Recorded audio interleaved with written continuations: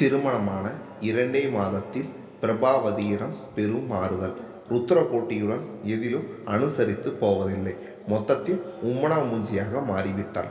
அன்று அலுவலகத்தில் இருந்து திரும்பியதும் ருத்ரகோட்டி ஆசையாய் 2 வார்த்தை பேசிக் கொண்டிருக்கலாம் என அவளை தனி அறைக்கு அழைத்தான். எனக்கு வேலை கிடக்கு என வெடுக்கென சொல்லிவிட்டு விறுவிறுவென்று சமையல் கட்டினுள் நுழைந்தாள்.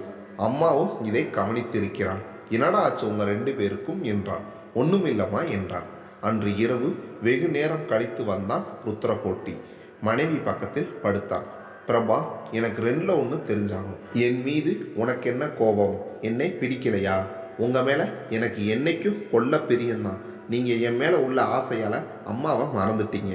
இத்தனை நாளும் ஒவ்வொன்றுத்துக்கும் அம்மாவை கேட்ட நீங்கள் நான் வந்ததும் அம்மாவை மறந்துட்டா அவங்க மனசு என்ன பாடுபடும்? அதனால தான் நான் உங்ககிட்ட கோபப்படுற மாதிரி நடித்தேன்.